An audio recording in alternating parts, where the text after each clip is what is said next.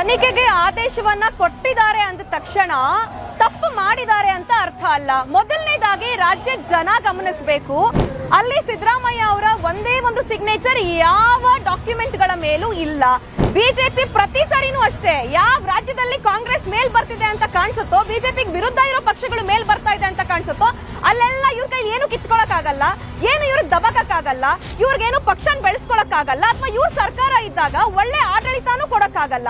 ಇವೆಲ್ಲ ಇವರ ಲೋಪಗಳನ್ನ ಮುಚ್ಚಾಕೊಳ್ಳೋದಕ್ಕೆ ಕಾಂಗ್ರೆಸ್ ಸರ್ಕಾರಕ್ಕೆ ಮತ್ತು ಸಿದ್ದರಾಮಯ್ಯರವರಿಗೆ ಕಪ್ಪು ಮಸಿ ಬಳಿಬೇಕು, ಕಾಂಗ್ರೆಸ್ನ ಪವರ್ ಅನ್ನ ಸ್ವಲ್ಪ ಕಡಿಮೆ ಮಾಡಬೇಕು ಅಂತ ಹೇಳಿ ಈ ತರದ್ದೆಲ್ಲ ಮಾಡ್ತಾ ಇದ್ದಾರೆ.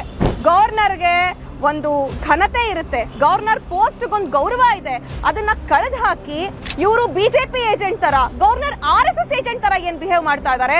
ರಾಜ್ಯದ ಜನ ಏನ್ ಕಣ್ಣು ಮುಚ್ಕೊಂಡು ಕೂತ್ಕೊಂಡಿಲ್ಲ, ರಾಜ್ಯದ ಜನರಿಗೆ ನಿಚ್ಚಳವಾಗಿ ಇವತ್ತು ಅರ್ಥ ಆಗ್ತಾ ಇದೆ. ಮೇಲ್ಮನವಿ ಹೋಗೋದಕ್ಕೆ ಅವಕಾಶ ಇದೆ.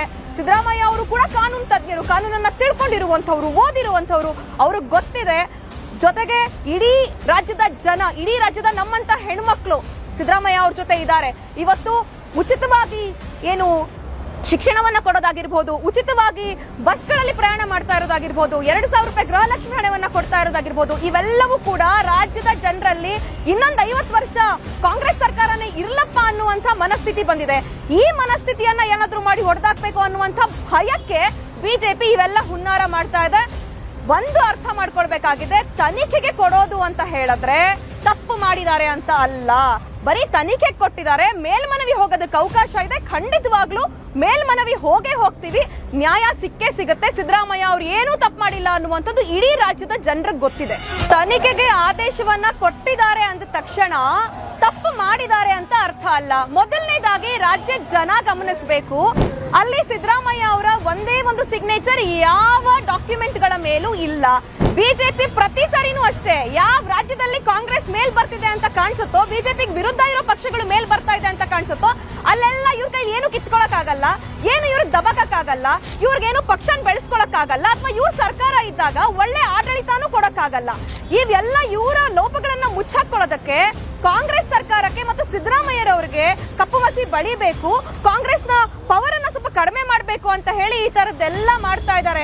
ಗವರ್ನರ್ಗೆ ಒಂದು ಘನತೆ ಇರುತ್ತೆ, ಗವರ್ನರ್ ಪೋಸ್ಟ್ ಒಂದು ಗೌರವ ಇದೆ, ಅದನ್ನ ಕಳೆದು ಹಾಕಿ ಇವರು ಬಿಜೆಪಿ ಏಜೆಂಟ್ ತರ, ಗವರ್ನರ್ RSS ಏಜೆಂಟ್ ತರ ಏನ್ ಬಿಹೇವ್ ಮಾಡ್ತಾ ಇದ್ದಾರೆ. ರಾಜ್ಯದ ಜನ ಏನ್ ಕಣ್ಣು ಮುಚ್ಕೊಂಡು ಕೂತ್ಕೊಂಡಿಲ್ಲ, ರಾಜ್ಯದ ಜನರಿಗೆ ನಿಚ್ಚಳವಾಗಿ ಇವತ್ತು ಅರ್ಥ ಆಗ್ತಾ ಇದೆ. ಮೇಲ್ಮನವಿ ಹೋಗೋದಕ್ಕೆ ಅವಕಾಶ ಇದೆ.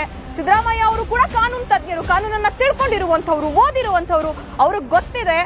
ಜೊತೆಗೆ ಇಡೀ ರಾಜ್ಯದ ಜನ, ಇಡೀ ರಾಜ್ಯದ ನಮ್ಮಂತ ಹೆಣ್ಮಕ್ಳು ಸಿದ್ದರಾಮಯ್ಯ ಅವ್ರ ಜೊತೆ ಇದ್ದಾರೆ.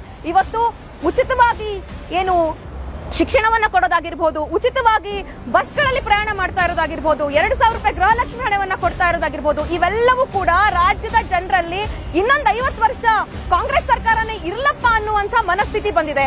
ಈ ಮನಸ್ಥಿತಿಯನ್ನ ಏನಾದ್ರೂ ಮಾಡಿ ಹೊಡೆದಾಕ್ಬೇಕು ಅನ್ನುವಂತ ಭಯಕ್ಕೆ ಬಿಜೆಪಿ ಇವೆಲ್ಲ ಹುನ್ನಾರ ಮಾಡ್ತಾ ಇದೆ. ಒಂದು ಅರ್ಥ ಮಾಡ್ಕೊಳ್ಬೇಕಾಗಿದೆ, ತನಿಖೆಗೆ ಕೊಡೋದು ಅಂತ ಹೇಳಿದ್ರೆ ತಪ್ಪು ಮಾಡಿದ್ದಾರೆ ಅಂತ ಅಲ್ಲ, ಬರೀ ತನಿಖೆ ಕೊಟ್ಟಿದ್ದಾರೆ. ಮೇಲ್ಮನವಿ ಹೋಗೋದಕ್ಕೆ ಅವಕಾಶ ಇದೆ, ಖಂಡಿತವಾಗ್ಲೂ ಮೇಲ್ಮನವಿ ಹೋಗೇ ಹೋಗ್ತೀವಿ, ನ್ಯಾಯ ಸಿಕ್ಕೇ ಸಿಗುತ್ತೆ. ಸಿದ್ದರಾಮಯ್ಯ ಅವ್ರು ಏನೂ ತಪ್ಪು ಮಾಡಿಲ್ಲ ಅನ್ನುವಂಥದ್ದು ಇಡೀ ರಾಜ್ಯದ ಜನರಿಗೆ ಗೊತ್ತಿದೆ.